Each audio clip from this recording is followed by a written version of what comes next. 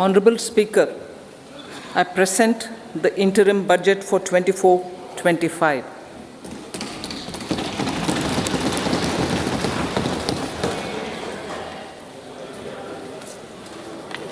The Indian economy has witnessed profound positive transformation in the last 10 years. The people of India are looking ahead to the future with hope and optimism. With the blessings of the people, when our government, under the visionary and dynamic leadership of Honorable Prime Minister Shri Narendra Modi, assumed office in 2014, the country was facing enormous challenges. With Sabka Saath, Sabka Vikas as its mantra, the government overcame those challenges in right earnest. Structural reforms were undertaken. Pro-people programs were formulated and implemented promptly. Conditions were created for more opportunities for employment and entrepreneurship. The economy got a new vigor. The fruits of development started reaching the people at scale. The country got a new sense of purpose and hope. Naturally, the people blessed the government with a bigger mandate. In the second term, our government, under the leadership of Honorable Prime Minister, doubled down on its responsibilities to build a prosperous country with comprehensive development of all people and all regions.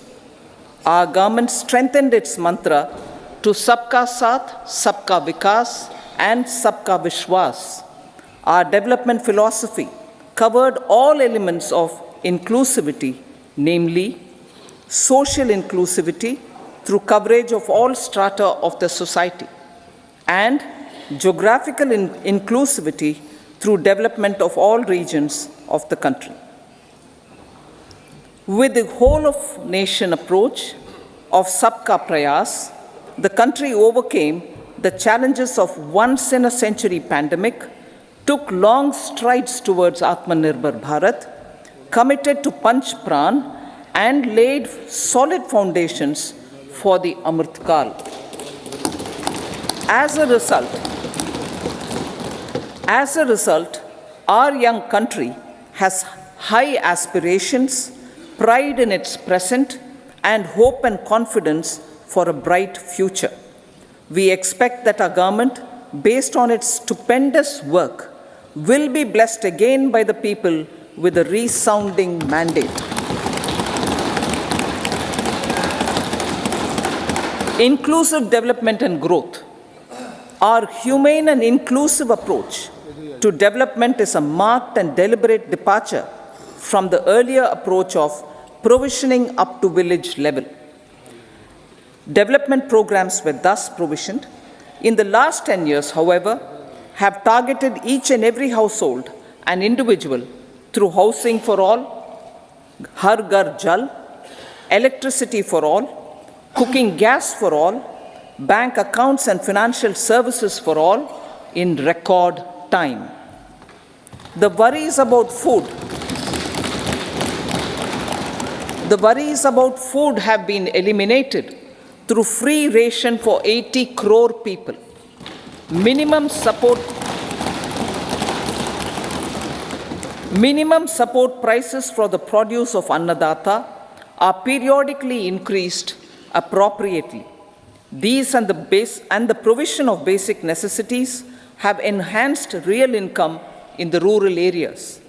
Their economic needs could be addressed, thus spurring growth and generating jobs. Social justice. Our government is working with an approach to development that is all-round, all-pervasive, and all-inclusive. Sarvangin, Sarvasparshi, or Sarvasamaveshi. It covers all castes and people at all levels. We are working to make India a Vikasit Bharat by 2047. For achieving that goal, we need to improve people's capability and empower them. Previously, social justice was mostly a political slogan. For our government, social justice is an effective and necessary governance model. The saturation approach of covering all eligible people is the true and comprehensive achievement of social justice. This is secularism in action, reduces corruption, and prevents nepotism, prevents Bhai Bhatijawad. There is transparency and assurance that benefits are delivered to all eligible people. The resources are distributed fairly. All, regardless of their social standing, get access to opportunities. We are addressing systemic inequalities that had plagued our society. We focus on outcomes and not on outlays, so that the social economic transformation is achieved. As our Prime Minister firmly believes, we need to focus on 4 major castes. They are Garib, Mahilaye, Yuva, and Annadata. Their needs, their aspirations, and their welfare are our highest priority. The country progresses when they progress. All 4 require and receive government support in their quest to better their lives. Their empowerment and well-being will drive the country forward. Garib Kalyan, Desh Ka Kalyan. We believe in empowering the poor. The earlier approach of tackling poverty through entitlements had resulted in very modest outcomes. When the poor became empowered partners in the development process, government's power to assist them also increases manifold. With the pursuit of Sabka Saath, in these 10 years, the government has assisted 25 crore people to get freedom from multi-dimensional poverty. Our government's efforts are now getting synergized with energy and passion of such empowered people. This is truly elevating them from poverty. Direct benefit transfer of 34 lakh crore rupees from the government using PM Jan-Dhan accounts has led to savings of 2.7 lakh crores of rupees for the government. This savings has been realized through avoidance of leakages prevalent earlier.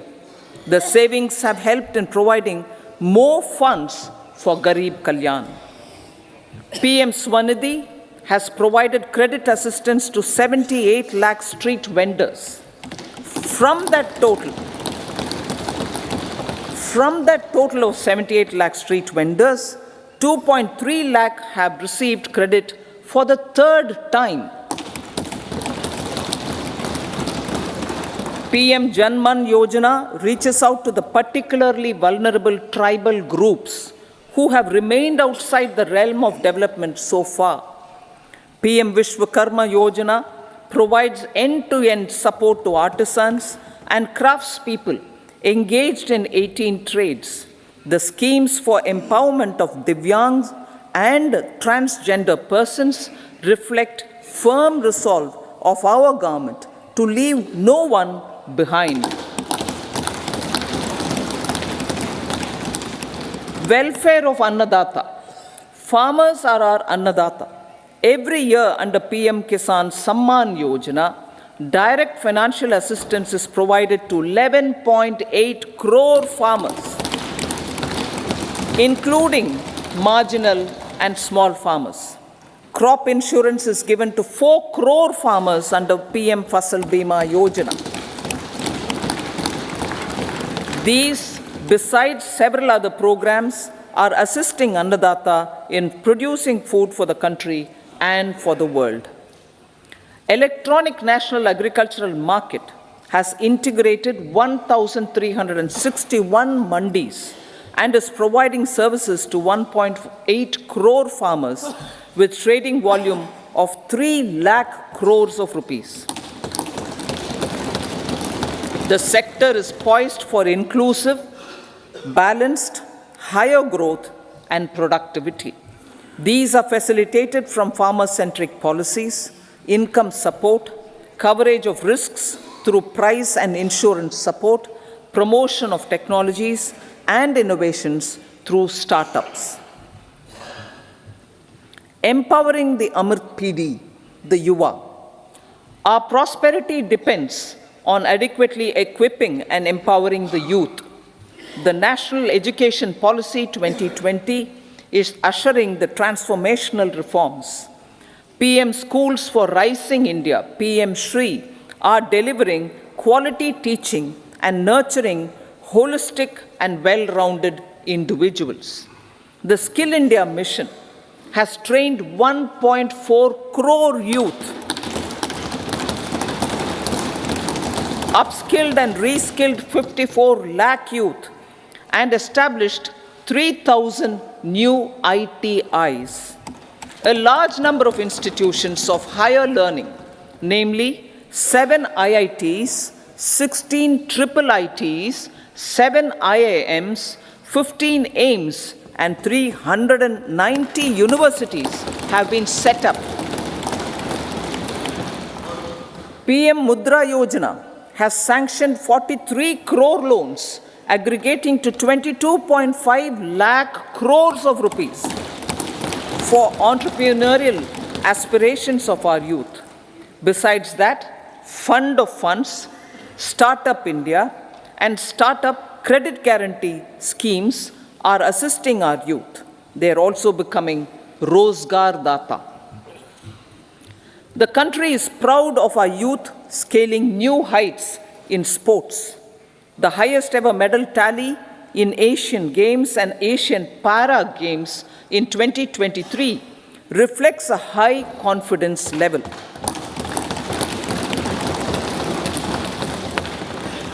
Chess prodigy and our #1 ranked player Pragnananda put up a stiff fight against the reigning world champion Magnus Carlsen in 2023.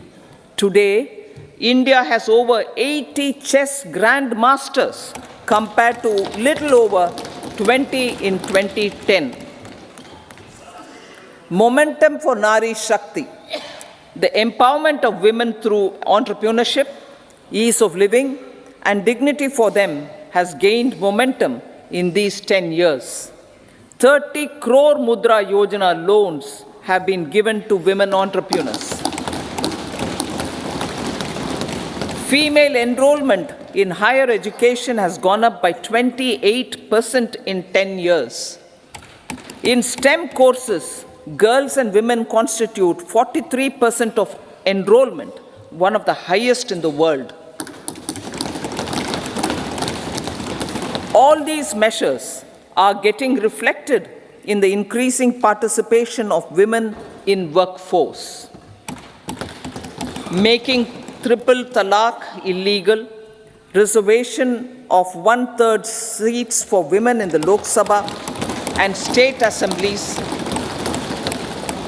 and giving over 70% houses under PM Awas Yojana in rural areas to women,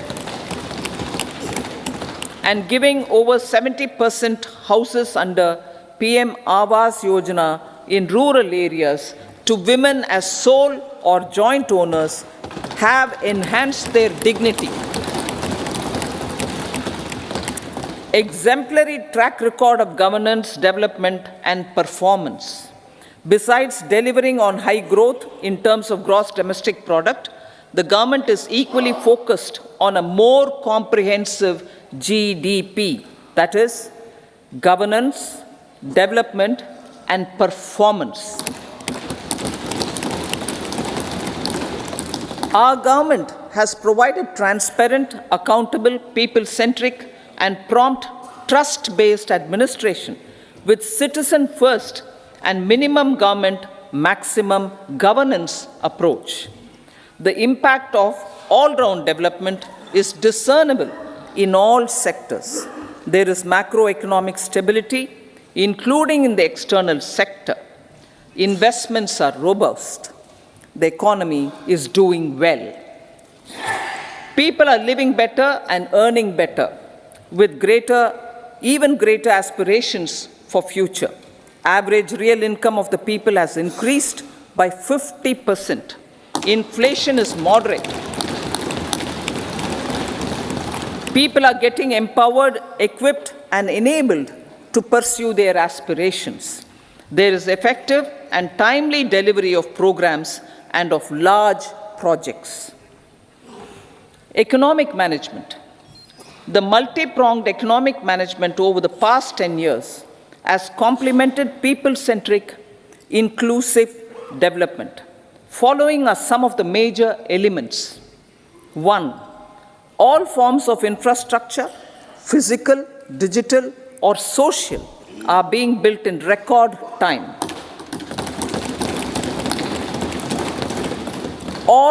Number 2, all parts of the country are becoming active participants in economic growth. Number 3, digital public infrastructure, a new factor of production as if in the 21st century, is instrumental in formalization of the economy. Number 4, goods and services tax has enabled one nation, one market, one tax. Tax reforms have led to deepening and widening of tax base. Number 5, strengthening of the financial sector has helped in making savings, credit, and investments more efficient. Number 6, GIFT, IFSC, and the Unified Regulatory Authority, IFSCA, are creating a robust gateway for global capital and financial services for the economy. Number 7, proactive inflation management has helped keep inflation within the policy band. Now, the global context, Honorable Speaker, sir.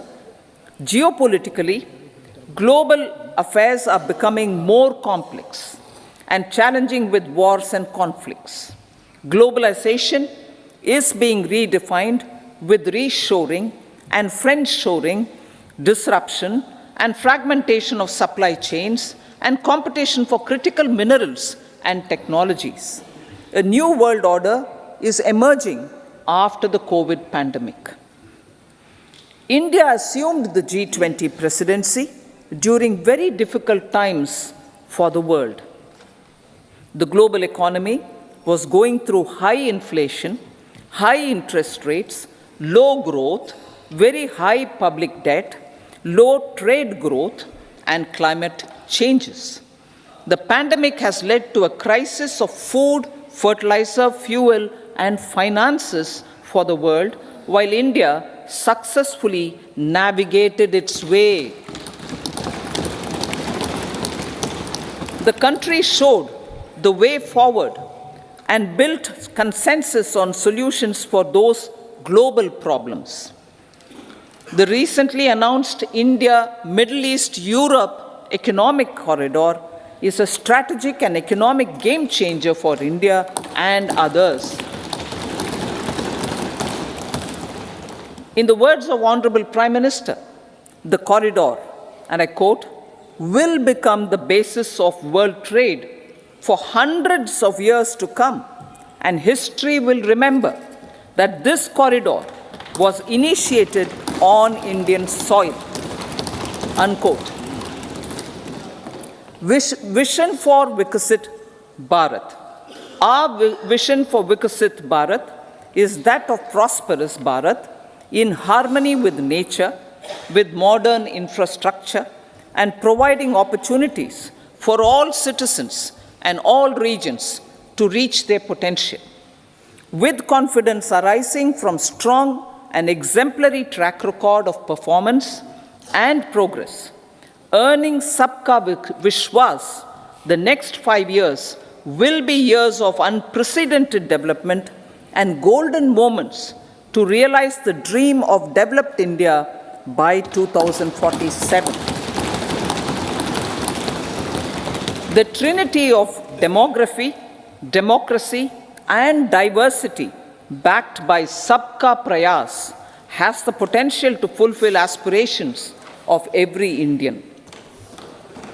As Honorable Prime Minister in his Independence Day address to the nation mentioned, I quote, "There is no dearth of opportunities, as many opportunities as we want. The country is capable of creating more opportunities. Sky is the limit," unquote. Strategy for Amrit Kal. Our government will adopt economic policies that foster and sustain growth, facilitate inclusive and sustainable development, improve productivity, create opportunities for all, help them enhance their capabilities, and contribute to generation of resources to power investments and fulfill aspirations. Guided by the principle, reform, perform, and transform, the government will take up next generation reforms and build consensus with the states and stakeholders for effective implementation. It is an important policy priority for our government to ensure timely and adequate finances, relevant technologies, and appropriate training for the micro, small, and medium enterprises, MSMEs, to grow and also compete globally. Orienting the regulatory environment to facilitate their growth will be an important element of this policy mix. Aligning with the Panchamrit goals, our government will facilitate sustaining high and more resource-efficient economic growth. This will work towards energy security in terms of availability, accessibility, and affordability. For meeting the investment needs, our government will prepare the financial sector in terms of size, capacity, skills, and regulatory framework. Aspirational Districts Program.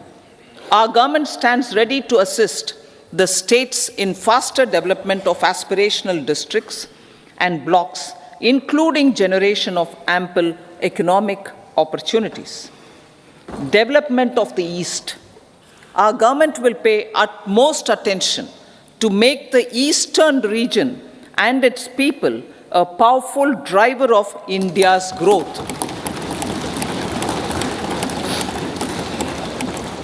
PM Awas Yojana Gramin. Despite the challenges due to COVID, implementation of PM Awas Yojana Gramin continued, and we are close to achieving the target of 3 crore houses. 2 crore more houses will be taken up in the next 5 years to meet the requirement arising from increase in the number of families. Rooftop solarization and Muft Bijli. Through rooftop solarization, 1 crore households will be enabled to obtain up to 300 units free electricity every month. This scheme follows the resolve of Honorable Prime Minister on the historic day of consecration of Sri Ram Mandir in Ayodhya. Following benefits are expected. Savings up to 15 to 18,000 rupees annually for households from free solar electricity and selling the surplus to the distribution companies. Charging of electric vehicles. Entrepreneurship opportunities for a large number of vendors for supply and installation. Employment opportunities for the youth with technical skills in manufacturing, installation, and maintenance. Housing for middle class. Our government will launch a scheme to help deserving sections of the middle class, and I quote from Honorable Prime Minister's words, living in rented houses or slums or chawls and unauthorized colonies, unquote, to buy and build to buy or build their own houses.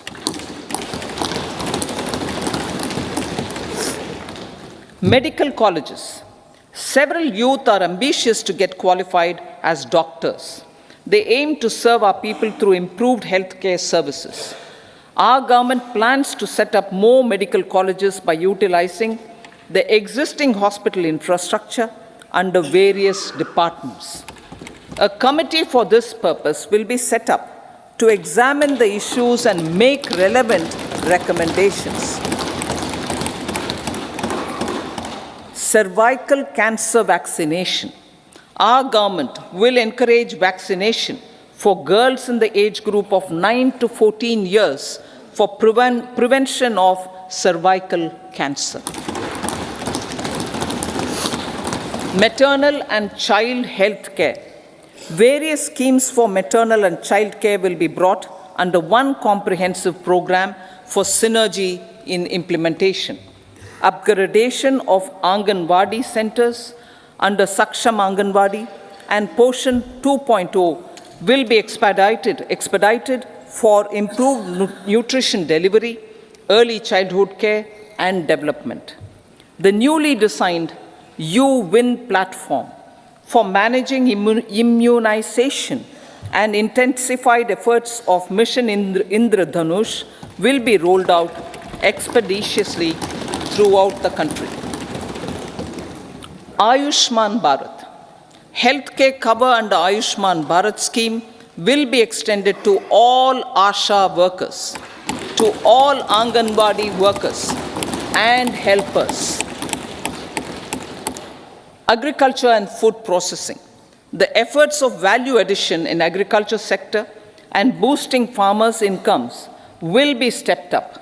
Pradhan Mantri Kisan Sampada Yojana has benefited 38 lakh farmers and generated 10 lakh employment. Pradhan Mantri Formalization of Micro Food Processing Enterprises Yojana has assisted 2.4 lakh SHGs and 60,000 individuals with credit linkages. Other schemes are complementing the efforts for reducing post-harvest losses and improving productivity and incomes.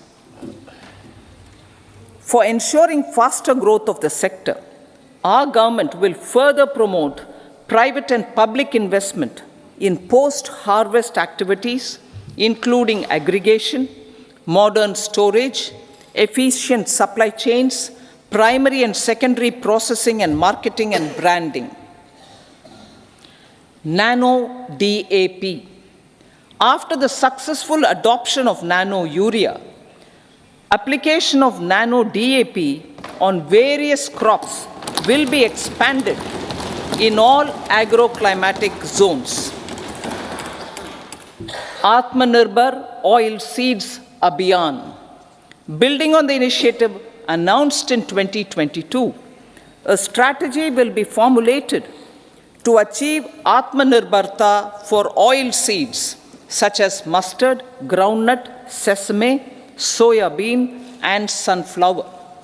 This will cover research for high-yielding varieties, widespread adoption of modern farming techniques, market linkages, procurement, value addition, and crop insurance. Dairy development.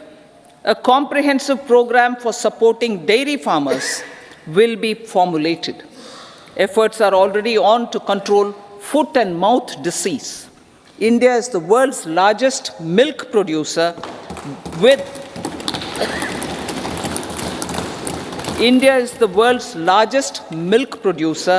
but with low productivity of milch animals.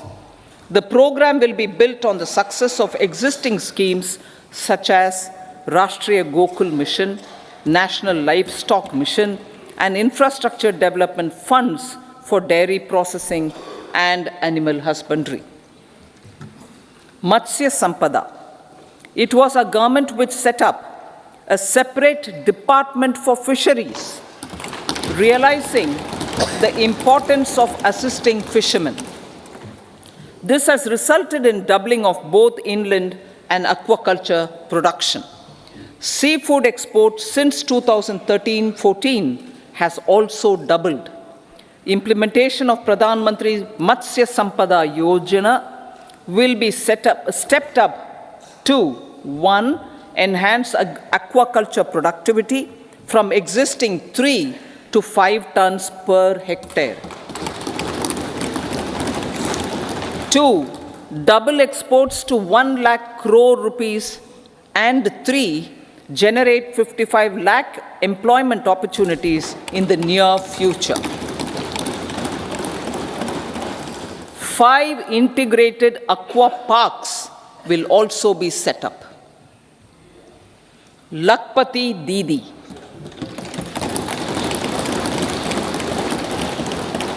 83 lakh SHGs.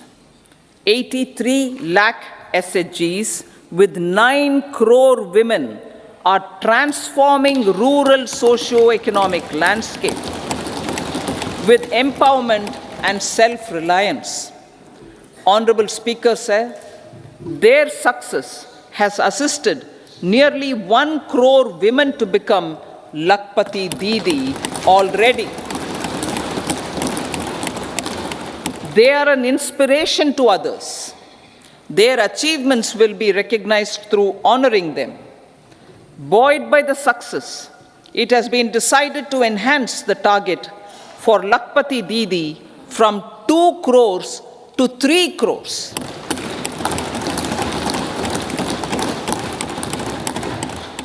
Technological changes, new age technologies and data are changing the lives of people and businesses. They are also enabling new economic opportunities and facilitating provision of high-quality services at affordable prices for all, including those at the bottom of the pyramid. Opportunities for India at the global level are expanding. India is showing solutions through innovation and entrepreneurship of its people. Research and innovation for catalyzing growth, employment, and development. Prime Minister Shastri, Prime Minister Lal Bahadur Shastri gave the slogan of Jai Jawan, Jai Kisan. Prime Minister Vajpayee, Atal Bihari Vajpayee ji, made that Jai Jawan, Jai Kisan, Jai Vigyan. Prime Minister Modi has furthered that to Jai Jawan, Jai Kisan, Jai Vigyan, and Jai Anusandhan, as innovation is the foundation of development. For our tech-savvy youth, this will be a golden era. A corpus of 1 lakh crore rupees will be established with 50-year interest-free loan provided. The corpus will provide long-term financing or refinancing with long tenors and low and or nil. I repeat that sentence. The corpus will provide long-term financing or refinancing with long tenors and low or nil interest rates. This will encourage the private sector to scale up research and innovation significantly in sunrise domains. We need to have programs that combine the powers of our youth and technology. A new scheme will be launched for strengthening deep tech technologies for defense purposes and expediting Atmanirbharta. Infrastructure development. Building on the massive tripling of the capital expenditure outlay in the past 4 years, resulting in huge multiplier impact on economic growth and employment creation, the outlay for the next year is being increased by 11.1% to 11,111 crore rupees. This would be 3.4% of our GDP. Railways. 3 major economic railway corridor programs will be implemented. These are energy, mineral, and cement corridor. Number 2, port connectivity corridors. And number 3, high traffic density corridors. The projects have been identified under the PM Gati Shakti for enabling multimodal connectivity. They will improve logistics efficiency and reduce cost. The resultant decongestion of the high traffic corridors will also help in improving operations of passenger trains, resulting in safety and higher travel speed for passengers. Together with dedicated freight corridors, these 3 economic corridor programs will accelerate our GDP growth and reduce logistic costs.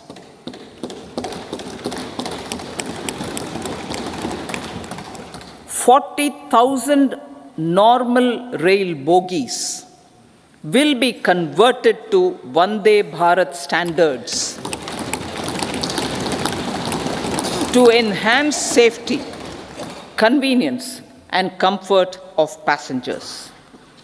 Aviation sector. The aviation sector has been galvanized in the past 10 years. Number of airports have doubled to 149. Rollout of air connectivity to Tier 2 and Tier 3 cities under UDAN scheme has been widespread. 517 new routes are carrying 1.3 crore passengers. Indian carriers have proactively placed orders for over 1,000 new aircrafts. Expansion of existing airports and development of new airports will continue expeditiously. Metro and Namo Bharat. We have a fast expanding middle class and rapid urbanization is taking place. Metro rail and Namo Bharat can be the catalyst for the required urban transformation. Expansion of these systems will be supported in large cities, focusing on transit-oriented development. Green energy. Towards meeting our commitment for net zero by 2070, the following measures will be taken. Viability gap funding will be provided for harnessing offshore wind energy potential for initial capacity of 1 gigawatt. Coal gasification and liquefaction capacity of 100 metric tons will be set up by 2030. This will also help in reducing imports of natural gas, methanol, and ammonia. Phased mandatory blending of compressed biogas in compressed natural gas for transport and piped natural gas for domestic purposes will be mandated. Financial assistance will be provided for procurement of biomass aggregation machinery to support collection. Electric vehicle ecosystem. Our government will expand this and strengthen the e-vehicle ecosystem by supporting manufacturing and charging infrastructure. Greater adoption of e-buses for public transport networks will be encouraged through payment security mechanism. Biomanufacturing and biofoundry. For promoting green growth, a new scheme of biomanufacturing and biofoundry will be launched. This will provide environment-friendly alternatives such as biodegradable polymers, bioplastics, biopharmaceuticals, and bioagri inputs. This scheme will also help in transforming today's consumptive manufacturing paradigm to the one based on regenerative principles. Blue Economy 2.0. For promoting climate resilient activities for Blue Economy 2.0, a scheme for restoration and adaptation measures and coastal aquaculture and mariculture with integrated and multi-sectoral approach will be launched. Comprehensive development of tourist centers. The success of organizing G20 meetings in 60 places presented diversity of India to global audience. Our economic strength has made the country an attractive destination for business and conference tourism. Our middle class also now aspires to travel and explore. Tourism, including spiritual tourism, has tremendous opportunities for local entrepreneurship. States will be encouraged to take up comprehensive development of iconic tourist centers, branding and marketing them at global scale. A framework for rating of the centers based on quality of facilities and services will be established. Long-term interest-free loans will be provided to states for financing such development on matching basis. To address the emerging fervor for domestic tourism, Honorable Speaker, sir, projects for port connectivity, tourism infrastructure, and amenities will be taken up on our islands, including Lakshadweep. This will help in generating employment also. Promoting investments. The FDI inflow during 2014 to 23 was $596 billion, marking a golden era. That is twice the inflow during 2005 to 14. For encouraging sustained foreign investment, we are negotiating bilateral investment treaties with our foreign partners in the spirit of First Develop India. FDI is First Develop India. Reforms in the states for Vikasit Bharat. Many growth and development enabling reforms are needed in the states for realizing the vision of Vikasit Bharat. A provision of 75,000 crore rupees as 50-year interest-free loan is proposed this year to support those milestone-linked reforms by the state governments. Societal changes. The government will form a high-powered committee for an extensive consideration of the challenges arising from fast population growth and demographic changes. The committee will be mandated to make recommendations for addressing these challenges comprehensively in relation to the goal of Vikasit Bharat. Amrit Kal as Kartavya Kal. Our government stands committed to strengthening and expanding the economy with high growth and to create conditions for people to realize their aspirations. Honorable Prime Minister, in his Independence Day address to the nation in the 75th year of our Republic, said, and I quote, "We commit ourselves to national development with new inspirations, new consciousness, new resolutions as the country opens up immense possibilities and opportunities. It is our Kartavya Kal." Unquote. Every challenge of the pre-2014 era was overcome through our economic management and our governance. These have placed the country on a resolute path of sustained high growth. This has been possible through right policies, true intentions, and appropriate decisions.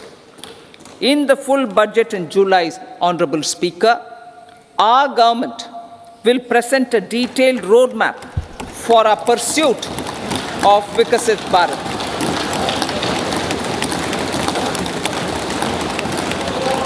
Revised estimates of 2023-24. The revised estimate of the total receipts other than borrowings is 27.56 lakh crores of rupees of which the tax receipts are 23.24 lakh crore rupees. The revised estimate of total expenditure is 44.90 lakh crore rupees. The revenue receipts at 30.03 lakh crore rupees are expected to be higher than the budget estimate, reflecting strong growth momentum and formalization in the economy. The revised estimate of the fiscal deficit is 5.8% of GDP, improving on the budget estimate, notwithstanding moderation in the nominal growth estimates. Budget estimates for 2024-25. Coming to the year 2024-25, the total receipts other than borrowings and total expenditure are estimated at 30.80 and 47.66 lakh crore rupees respectively. The tax receipts are estimated at 26.02 lakh crore rupees. The scheme of 50-year interest-free loan for capital expenditure to states will be continued this year with an outlay of 1.3 lakh crore rupees. We continue on the path of fiscal consolidation, as announced in my budget speech of 2021-22, to reduce fiscal deficit below 4.5% by 25-26. The fiscal deficit in 2024-25 is estimated to be 5.1% of GDP, adhering to that path. So the gross and net market borrowings through dated securities during 24-25 are estimated at 14.13 lakh crore rupees and 11.75 lakh crore respectively. Both will be less than that in 23-24. Now that the private investments are happening at scale, the lower borrowings by the central government will facilitate larger availability of credit for the private sector. Vote on account. I'll be seeking vote on account approval of the Parliament through the appropriation bill for a part of the financial year 2024-25. I will now move to Part B. Honorable Speaker, sir, over the last 10 years, the direct tax collections have more than trebled and the return filers swelled 2.4 times. I would like to assure the taxpayers that their contributions have been used wisely for the development of the country and welfare of its people. I appreciate the taxpayers for their continued support. The government has reduced and rationalized tax rates. Under the new tax scheme, there is now no tax liability for taxpayers with income up to 7 lakh rupees, up from 2.2 lakh rupees in the financial year 2013-14. The threshold for presumptive taxation for retail businesses was increased from 2 crores to 3 crores. Similarly, the threshold for professionals eligible for presumptive taxation was increased from 50 lakh rupees to 75 lakh rupees. Also, corporate tax rate was decreased from 30% to 22% for existing domestic companies and to 15% for certain new manufacturing companies. Honorable Speaker, sir, in the last 5 years, our focus has been to improve taxpayer services. The age-old jurisdiction-based assessment system was transformed with the introduction of faceless assessment and appeal, thereby imparting greater efficiency, transparency, and accountability. Introduction of updated income tax returns, a new Form 26AS, and pre-filling of tax returns have made filing of tax returns simpler and easier. Average processing time of returns has been reduced from 93 days in the year 2013-14 to a mere 10 days this year, thereby making refunds faster. Indirect taxation. By unifying the highly fragmented indirect tax regime in India, the GST has reduced the compliance burden on trade and industry. The industry has acknowledged the benefits of GST. According to a recent survey conducted by a leading consulting firm, 94% of industry leaders view the transition to GST as largely positive. According to 80% of the respondents, it has led to supply chain optimization, as elimination of tax arbitrage and octroi has resulted in disbanding of checkposts at the state and city boundaries. At the same time, tax base of GST more than doubled, and the average monthly gross GST collection has almost doubled to 1.66 lakh crores this year. States too have benefited.